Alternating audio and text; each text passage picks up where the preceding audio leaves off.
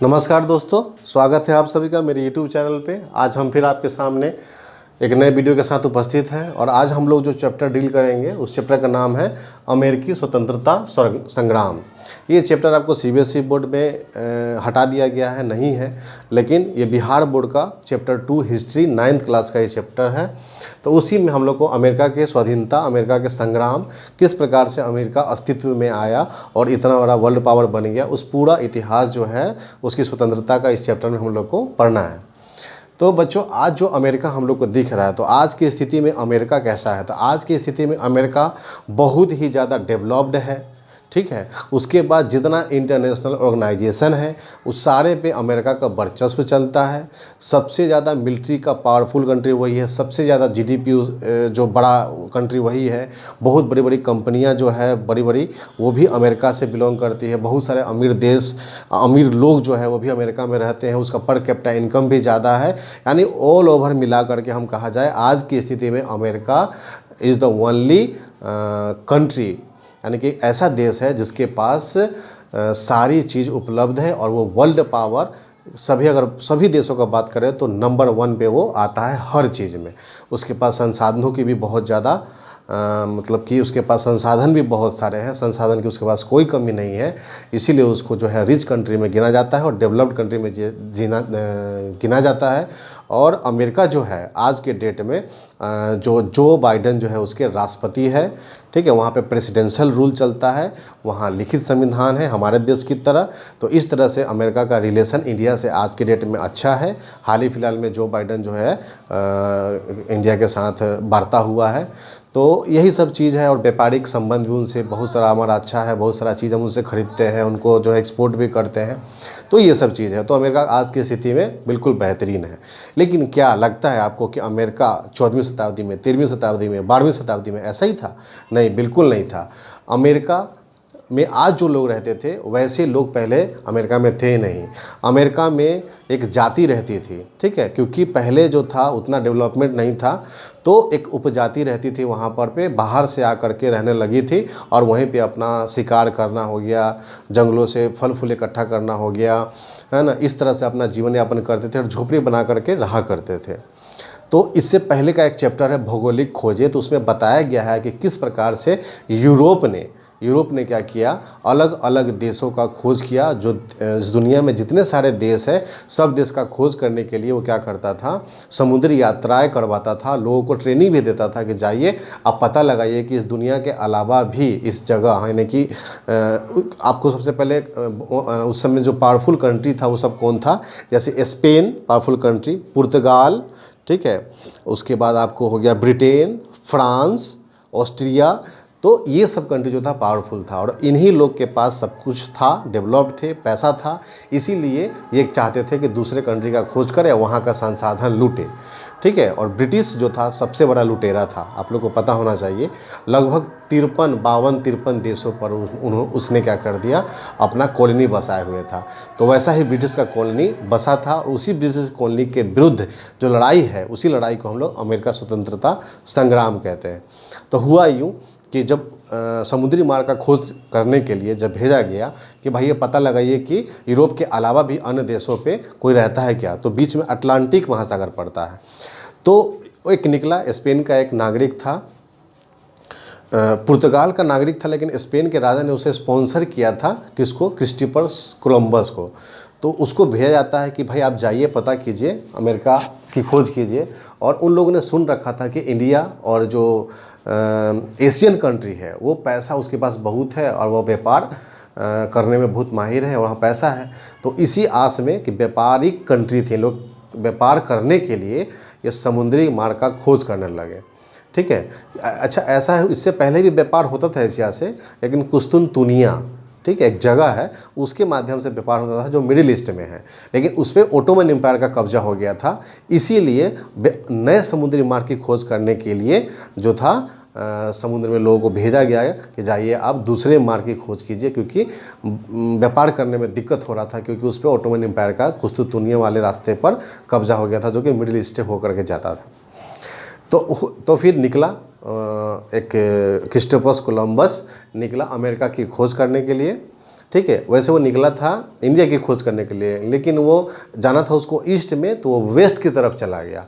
और जो वेस्ट की तरफ चला गया और जिस स्थान पे वो पहुंचा, उस स्थान का नाम उसने, चूँकि वो वेस्ट में गया था इसलिए वेस्ट, और इंडिया की खोज करने गया था तो इसलिए इंडिया, यानी वेस्ट इंडिया पहुंच गया। जब वहाँ पहुंचा तो पहुंचने के बाद देखता है कि वहाँ के जो जाति के जो लोग रहते हैं तो उनका जो स्किन का कलर था वो रेड था, इसीलिए उन्होंने वहाँ के मूल निवासी को रेड इंडियंस कह दिया और वो मान बैठा कि यही इंडिया है। और बाद में जा कर के यही पता चला कि वो इंडिया नहीं बल्कि वो अमेरिका था, और तभी से एक नई दुनिया की खोज हो जाती है। उसके बाद एक अमेरिगो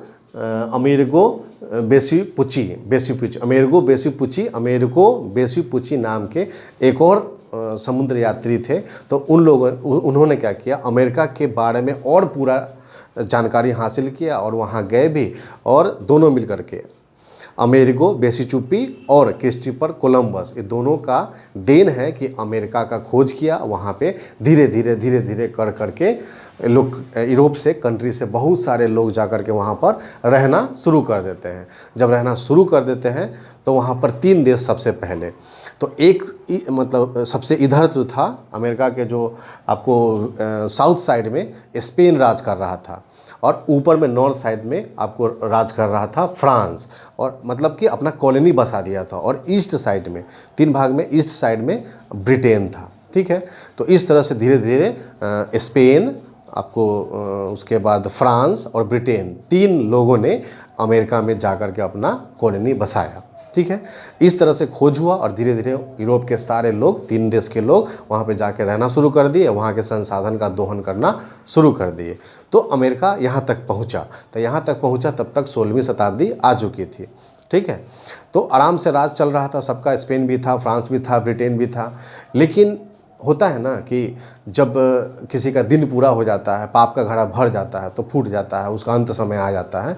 वैसे ही ब्रिटेन का जो अंत समय अब आने वाला था, क्योंकि ये जो रेवोल्यूशन है वो आपका 1775 से लेकर 1783 के बीच में लगातार होते रहता है। ये सीरीज है, एक दिन में नहीं होता है ये रेवोल्यूशन।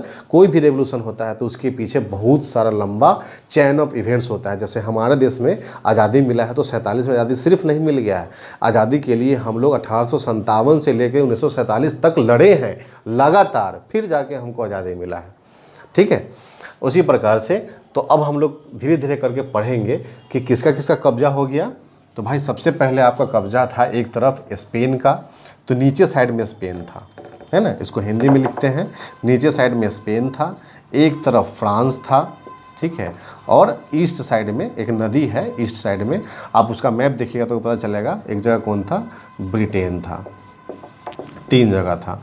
ये 3 देश का जो उपनिवेशवाद वहाँ पर स्थापित किया हुआ था। अब सबसे पहले तो बात करते हैं स्पेन का। स्पेन बहुत नीचे साइड में था, साउथ साइड में, इसको मतलब नहीं था।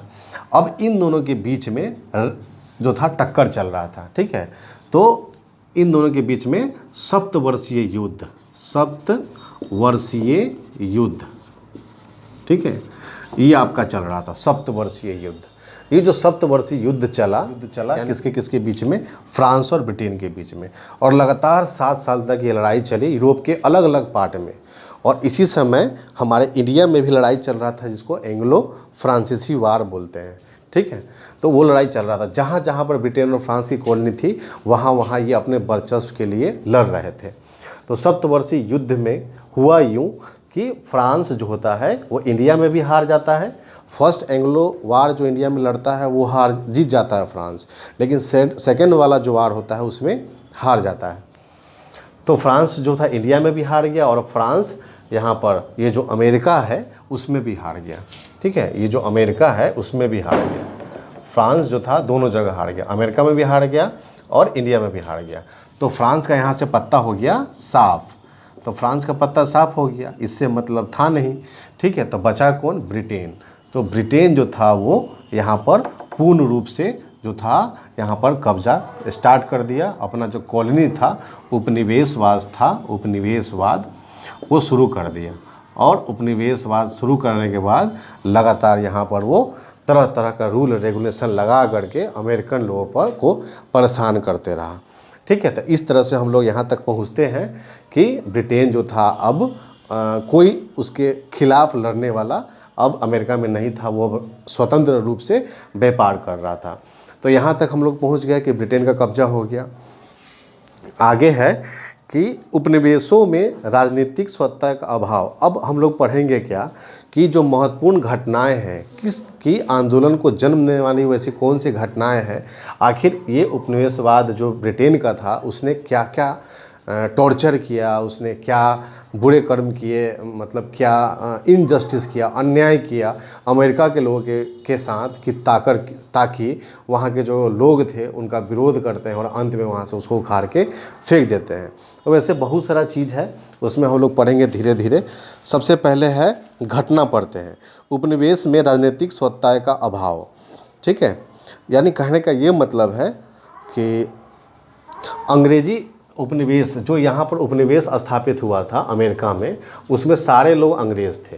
ठीक है, उसमें अब बताइए, उसमें सारे लोग अंग्रेज़ हैं और इनमें शासन जो है वहाँ राज करने वाली, इंग्लैंड में जो राज करती थी किंग विक्टोरिया, और उसी का जो ऑर्डर था इन लोग यहाँ पर ये पालन करते थे।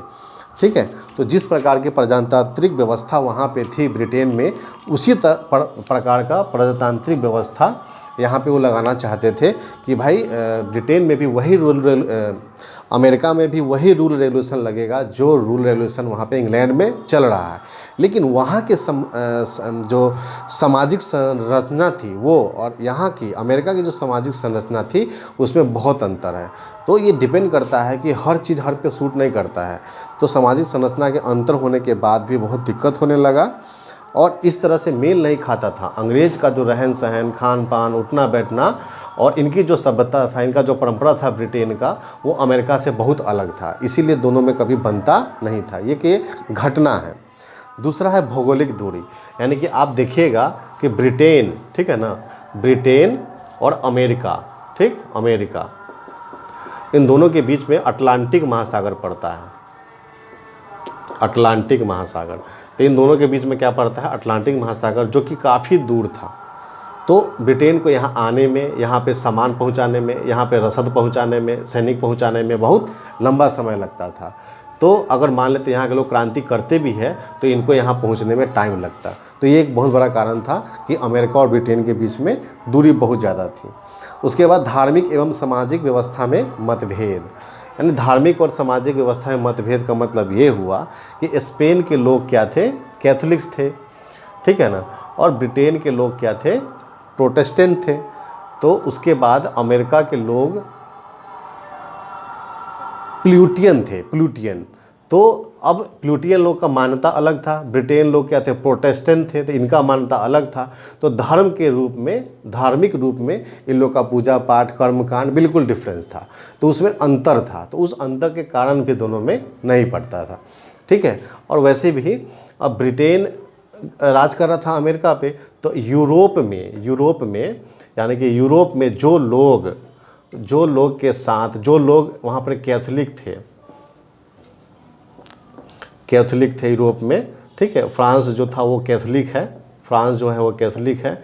तो वहाँ जो प्रोटेस्टेंट के द्वारा सताए जाते थे या फिर कैथोलिक के द्वारा सताए जाते थे यूरोप में, वो सारे लोग आकर के आपको अमेरिका में रह लेते थे, बोले कि यहाँ पे हमको कोई दिक्कत नहीं होगा। ऐसे करते करते अमेरिका की जनसंख्या बढ़ती चली गई और सारा जो आज के डेट में वहाँ पर 1 से 2% जो पहले के जो मूल निवासी हैं, रेड इंडियंस, वो रहते हैं। बाकी 98% जो लोग हैं वो यूरोपियन कंट्री से ही जाके वहाँ पे बसे हुए हैं आज के डेट में। ठीक है, तो आप ये नहीं समझिएगा कि अमेरिका के लोग कहाँ के, तो अमेरिका के यूरोप के ही लोग हैं। ठीक है, उसके बाद है धार्मिक विभेद था इन लोग के बीच में। उसके बाद सप्तवर्षीय युद्ध का प्रभाव, सप्तवर्षीय युद्ध का प्रभाव 1756 से, ये गलत लिखा हो, 1756 से लेकर के हुआ था आपको 1763 तक, 1763 तक। ये जो 7 साल जो लड़ाई हुआ था, उससे क्या हुआ कि ब्रिटेन का दिवालिया हो गया। युद्ध करने में पैसा लगता है भैया, तो युद्ध करने में पैसा लगता है, तो ब्रिटेन और फ्रांस दोनों जो था पैसा झोंके जा रहा है युद्ध में। हथियार खरीदना है, सैनिकों को खाना देना है, उनको वेतन देना है, उनके घर पे पैसा भेजना है, मतलब कि घोड़ा चाहिए, रथ चाहिए, तो ये सब करने के लिए इन लोग के पास पैसा चाहिए था। तो इन दोनों का पैसा ख़त्म हो गया और फ्रांस तो बिल्कुल ख़त्म ही हो गया। और आपको पता होना चाहिए कि फ्रांस जिस तरह से मदद किया था, फिर भी फ्रांस ने अमेरिका का स्वतंत्रता संग्राम में मदद किया, इतना हारने के बाद, खोने के बाद भी, क्योंकि ब्रिटेन से वो नफरत करता था और ब्रिटेन को नीचा दिखाने के लिए फ्रांस क्या करता है, अमेरिका की युद्ध में मदद करता है, अपनी सैनिक भेजता है। तो ब्रिटेन भी क्या था, बहुत सारा डेब्ट में चला गया, बहुत कर्ज में चला गया सप्तवर्षीय युद्ध के कारण। तो जब ब्रिटेन कर्ज में चला जाएगा तो अब क्या करेगा, ब्रिटेन को पैसा चाहिए, तो ब्रिटेन पैसा कहाँ से कमाएगा, तो वो जहाँ उपनिवेश स्थापित किया है वहाँ पे क्या करेगा, टैक्स लगा देगा। तो वही टैक्स लगाने के कारण में अब बहुत तरह का जो है एक्ट लगा करके वो टैक्स लगाता था, उन्हीं के कारण वहाँ की जनता और परेशान हो गई। हमारे देश में भी जब ब्रिटेन यहाँ पे आया, ब्रिटेन इंग्लैंड आया, ब्रिटेन आने के बाद यहाँ के लोगों पर मनमाना टैक्स वसूल करना, तो तभी तो हम लोगों ने उनका विरोध किया और बहुत दिन बाद जाकर आज़ादी मिली। तो जहाँ ब्रिटेन का एक ही मकसद रहता था, व्यापार करना, प्रॉफिट करना, और प्रॉफिट कमाने के लिए वो कितना शोषण कर देंगे इसका कोई गारंटी नहीं है। तो वो मतलब तरह तरह का जो टैक्स लगा करके जनता से पैसा वसूल करके लूट करके अपने देश ले जाना, और जिस देश पे वो जाते थे वहाँ के प्राकृतिक संसाधन का उपभोग करना, लूट करना, वही उनका मोटिव था। और जिस देश में जाते थे वो लूटपाट मचाते रहते थे और सारा धन को ड्रेन करके अपने देश लेके चले जाते थे। ठीक है, तो ब्रिटेन टैक्स बढ़ा दिया, और टैक्स बढ़ाया और तरह तरह का एक्ट लगाया जनता के प्रति, अमेरिका वालों के प्रति। तो अमेरिका के लोगों, जो अच्छे लोग थे, पढ़े लिखे लोग थे, उन लोग क्या करने लगे, इसका विरोध करने लगे। वही विरोध एक क्रांति के रूप में बदल गया। ठीक है, उसके बाद आपको फ्रांस में आर्थिक नीति बहुत ही ख़राब था, क्योंकि ब्रिटेन में जो प्रथा चलती थी वह सामंतवादी प्रथा चलती थी, और अमेरिकी लोग जो थे वो समाजवादी टाइप के लोग थे। ठीक है, तो यहाँ पे कैपिटलिज्म, यहाँ पे सोशलिज्म, तो दोनों में क्या था, सामाजिक जो ढांचा है वो अलग था, डिफरेंसेस था, तो दोनों में मैच नहीं किया। ठीक है, इस तरह से जो है वो विरोध पर वो आगे चलते रहा। उसके बाद है आपत्तिजनक कर। तो कुछ कर है, ठीक है, कुछ घटनाएं हैं। तो जैसे आपत्तिजनक कर, उसमें एक आता है स्टाम्प एक्ट। ये बहुत क्वेश्चन पूछेगा आप लोग से कि स्टाम्प एक्ट क्या होता है।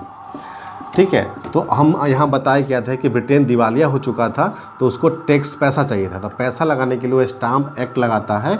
तो सभी अखबार, सभी जो पोस्ट ऑफिस करना है, तो किसी भी चीज़ पर लेटर है, तो सब चीज़ पर 25 रुपये का, $25 का क्या करता था वो, ठीक है, एक्ट लगा दिया कि उस पर मतलब कि स्टिकर होता है, स्टाम्प मतलब होता है जो हम चिट्ठी होता है, चिट्ठी पे जो हम टिकट चिपकाते हैं उसी को स्टाम्प बोलते हैं।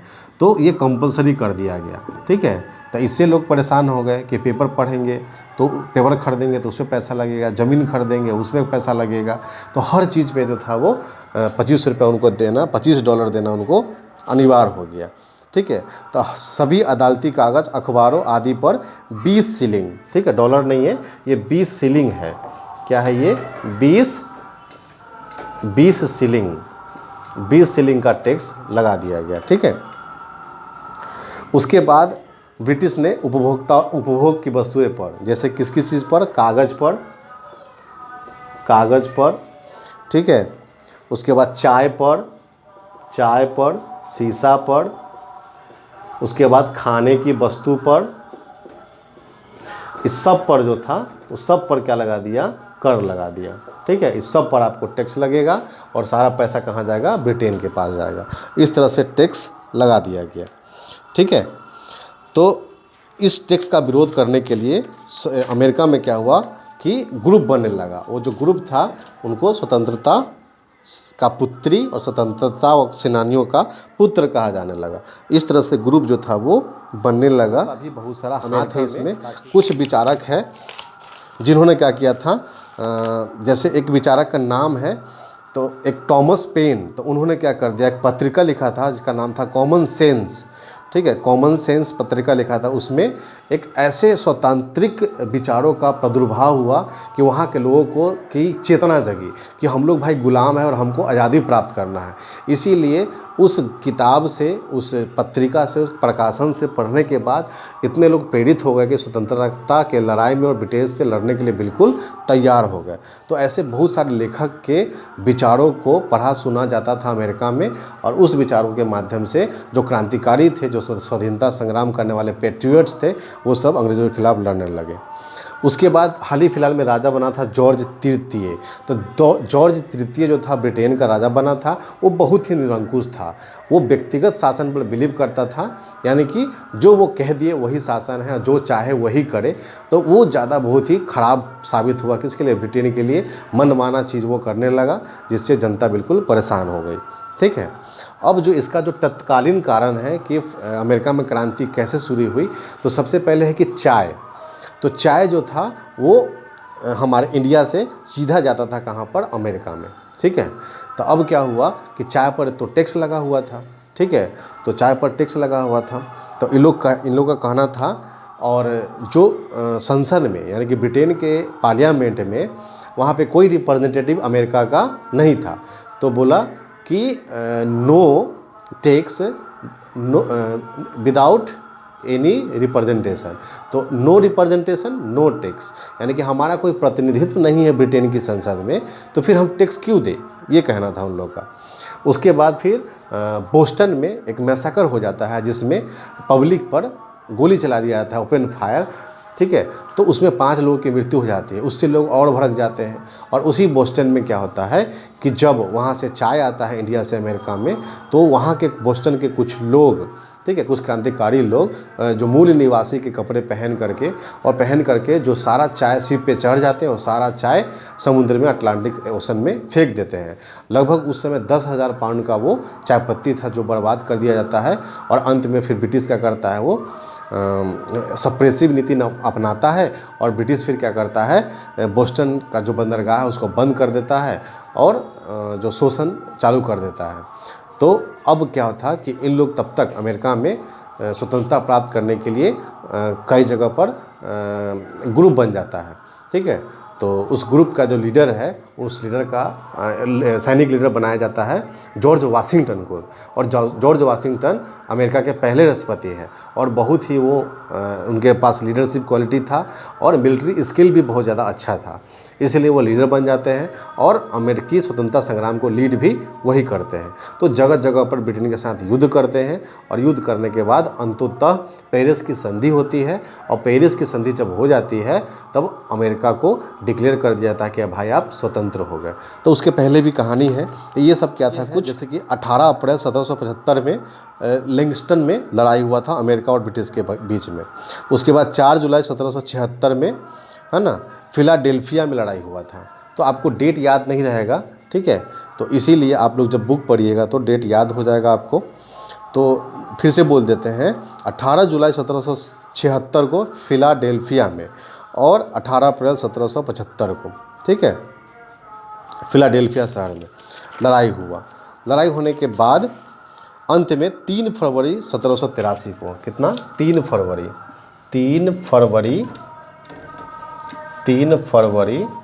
1783, है ना, 1783 को क्या हुआ, 3 फरवरी 1783 को एक संधि हुआ, और 1857 में संविधान का निर्माण हुआ। 1787 में संविधान जो था वहाँ का वो निर्माण हुआ, अमेरिका का संविधान बन गया। यहाँ पर आपको इंडिपेंडेंट घोषित कर दिया गया, अमेरिका स्वतंत्र हो गया, और इस दिन संविधान बन गया। और संविधान को 1789 में लागू कर दिया गया, संविधान को 1789 में लागू कर दिया गया। तो इस तरह से जो है युद्धों के बाद और जॉर्ज वाशिंगटन के अच्छे नेतृत्व के साथ और ब्रिटेन से लड़ाई लड़ करके, सैनिक युद्ध कर करके फिलाडेल्फिया, ठीक है, इस सब जगह पर लड़ाई करके 2-3 जगह मतलब बहुत जगह लड़ाई हुआ और बहुत जगह लड़ाई करने के बाद आप सीधा समझिए जॉर्ज वाशिंगटन के नेतृत्व में ब्रिटिश से लड़ाई कर करके और अमेरिका अंत में 3 फरवरी को, यहाँ पर लिखा हुआ है डेट आपको, 3 फरवरी 1783 को अमेरिका को बिल्कुल इंडिपेंडेंट कर दिया जाता है और 1787 में अमेरिका का संविधान बन जाता है ना। वो पहला लिखित संविधान अमेरिका का बनता है। अगर पूछा जाए विश्व में सबसे पहला लिखित संविधान किस देश ने बनाया तो अमेरिका ने बनाया। उसके बाद 1789 में 1789 को अमेरिका में संविधान को लागू कर दिया जाता है और बहुत सारा इक्वल राइट्स दिया जाता है मेन और वुमेन को। लेकिन एक बात है कि अमेरिका की क्रांति में औरतों को राइट्स नहीं दिया जाता है, ठीक है। तो अमेरिका औरतों के प्रति, और वहाँ पे स्लेवरी भी ख़त्म नहीं होता है उस समय तक, गुलामी व्यवस्था भी ख़त्म नहीं होता है। तो इसका हम लोग पढ़ेंगे। अब यहाँ तक हम लोग पहुँच गए कि ब्रिटेन जो है वो पूरी तरह से अब आउट हो चुका है, यानी कि ब्रिटेन जो है अमेरिका से निकल चुका है। फ्रांस पहले ही निकल चुका था, स्पेन तो नीचे था, ठीक है। ज़्यादातर ये नॉर्थ अमेरिका में इसका कंट्रोल था। धीरे धीरे इसका भी काम सफाया हो गया, स्पेन भी चला गया कि देखा कि भाई फ्रांस जब नहीं टिका तो हम कितना दिन टिकेंगे, ये भी चला गया। वैसे भी ये ज़्यादा रूल करने के चक्कर में नहीं था, हल्का फुल्का रूल करने के चक्कर में। वैसे भी स्पेन भी आया था अपने इंडिया में लेकिन रूल नहीं किया। तो ये ख़त्म और बचा कौन? ब्रिटेन भी ख़त्म। अब सीधा बच गया अमेरिका। और अमेरिका में जो 13 को जो उपनिवेशवाद, अब उपनिवेशवाद पढ़ते हैं कि जो ब्रिटेन था वो 13 जगह पर राज कर रहा था और 13 जगह कॉलोनी बनाए हुए था। वही 13 गो राज्य मिल करके वो इकट्ठा हो जाता है। इकट्ठा होकर के संयुक्त राष्ट्र की स्थापना होती है। और आज के डेट में वो 13 के अलावा और 50 स्टेट, ऊपर से अलास्का, वो सब मिला करके आज USA कहा जाता है। तो इसको यूनाइटेड स्टेट ऑफ अमेरिका कहा जाता है, संयुक्त राज्य अमेरिका, ठीक है। तो अमेरिका बात करेंगे तो आपका पूरा नॉर्थ अमेरिका, साउथ अमेरिका अलग अलग कॉन्टिनेंट है। USA बोलेंगे तभी आप समझिएगा कि अमेरिका जो बाइडेन जिसके राष्ट्रपति है उसके बारे में बोला जा रहा है, ठीक है। तो यूनाइटेड स्टेट ऑफ अमेरिका का गठन हुआ।